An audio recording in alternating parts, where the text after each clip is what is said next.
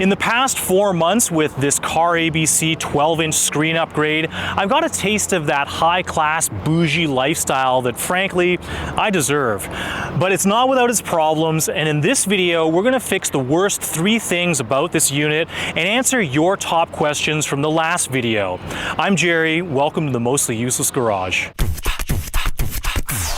In the last video, we unboxed and installed this CarABC 12-inch screen upgrade, and along the way we found a few things that were a bit of a downgrade from the stock unit, like how the preset buttons got replaced with these hard plastic button-shaped blanks that do nothing, the passenger airbag light inexplicably disappeared, the Ford logo got replaced with this Lincoln Aviator cloudy animation, and the upper tray thing lost the retaining clip holes, so the whole thing can kind of vibrate. So let's fix some stuff. The first criticism we want to address is about the splash screen. When we first turn on the vehicle, the thing that we see is this animation of clouds, and then it says Aviator, which is not cool because this isn't Lincoln. To fix that, we need to download a bit of software from Forscan.org. This isn't a full tutorial, but we'll hit most of the beats. Under Products, we download and install Forscan for Windows. Next, we click Get Free Extended License, then enter your name, email, and hardware ID, which you get from the Forscan software under the steering wheel icon, and click the Copy to Clipboard button. Enter that into the hardware ID field and click Submit Query, where it brings you to this page and tells you to wait for up to 30 minutes. After the wait, reload the page and click the link. Then click Download Extended License Key and save the file on your computer. Now in Forscan, click Load License, select the key file, and click OK, then Yes to restart Forscan. Now you'll need an OBD2 adapter that will allow your laptop to talk to the truck. I got this generic one off Amazon that plugs into USB, but there are Bluetooth ones that also work. Notice how this one has a switch for HS and MS. We use HS. Now we plug it into the OBD2 diagnostic port, plug the USB into the laptop, and in Forscan, click the Connect to Vehicle button. Make sure the key is in the on position and click OK. Then it'll prompt you to create a profile for your vehicle. Now under the Configuration and Programming menu, select APIM.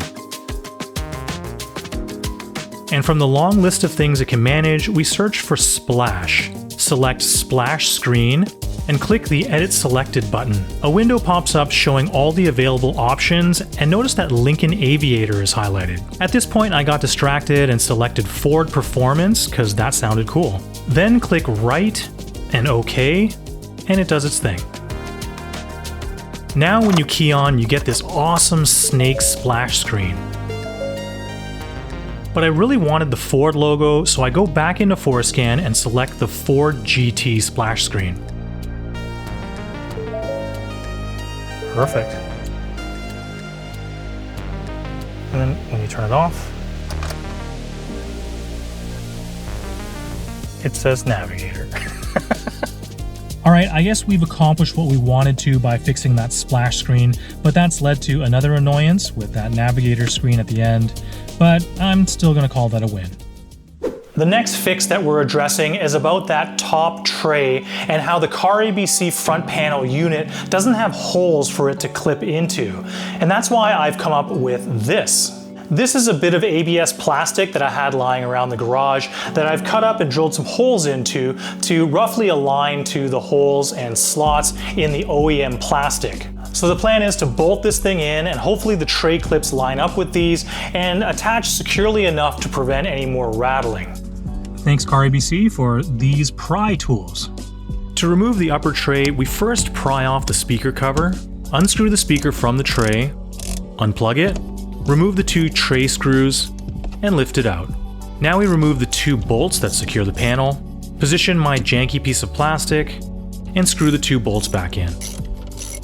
Feels pretty solid here. Let's see if the tray snaps in. Here's the tray.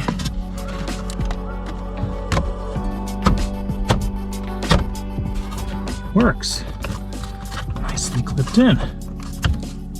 Now we just need to reinstall the screws, speaker, and cover. I'm going to put my glasses cases here. Nice and solid. Like it. One of the biggest complaints about this upgrade is losing the 6 preset radio buttons and the passenger airbag light. And understandably so, it's rather jarring that the perfectly functional buttons were replaced by these blanks. Now, it was a trade-off that I was willing to make, but CarABC has since come up with a fix, which unfortunately means removing the whole panel from the truck. For a full disassembly tutorial, check out the last video up here in the upper right-hand corner. But we start with freeing the lower kick panels, the shifter surround trim, and the side panels. With the upper tray out, we firmly pull the panel towards us to release it from the clips. Then we unplug all the wiring from the APIM, HVAC, power outlet, transfer case, and the buttons for traction control and auto start-stop.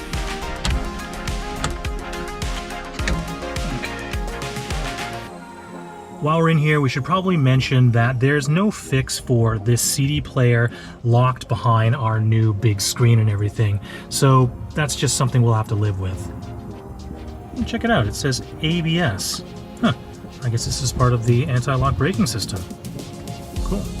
Now that we got the screen out of the car, the third fix we want to address here is about this panel. You'll remember that these buttons are fake. We lost the preset buttons. We also lost the airbag light here. So thankfully, CarABC sent me this. This is a revised panel that includes the preset buttons. It also changes this middle button to say media, and it includes the passenger airbag light here. Flipping it over, we need to remove the lower metal bracket that's held in by a series of No. 1 Phillips head screws. With the circuit boards exposed, we disconnect the 2 ribbon cables, zip out the 3 screws holding the HVAC board and panel, and unscrew and remove the upper metal bracket that includes the APIM and screen. Now we can work on the media board by removing the 4 long and 4 short screws, carefully marking them so we know where they go. Lift out the volume and tune knobs, zip out the media panel screws, and free it from the main panel. Old and new. Then we drop in the new panel, screw it down with the same fasteners, and reinstall the knobs and circuit board. It's looking pretty good so far. Now it's just a matter of reinstalling the screen bracket, reconnecting the ribbon cables, and reinstalling the lower bracket. And here's what that looks like. Back in the truck, we reinstall the screen the same way it came out by first reconnecting all the wiring,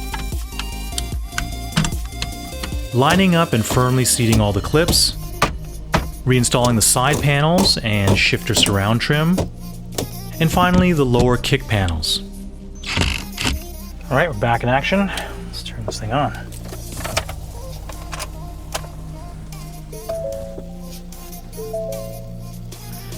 See that the airbag light came on. Okay, so let's try. Okay, so that's working. Of course. Okay, so that's working. Okay, so this button panel's working. Of course, the volume and tune knob is working. I think we are good.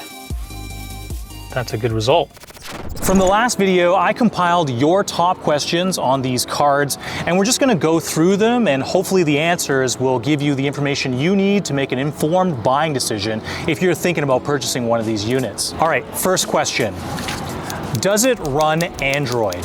So no, this is a direct replacement for your 2015 to 2020 Ford F150's 8-inch screen that runs Sync 3. So that Sync 3 system allows you to connect your phone either by Android Auto or CarPlay. It doesn't replace the whole operating system with Android on the big screen so you can run Netflix and all that stuff. So no, it doesn't run Android. All right, next question. Does it add wireless Android Auto or CarPlay? So again, no. Unless your Sync 3 system already had wireless Android Auto and or CarPlay, this is not going to add any functionality in that regard.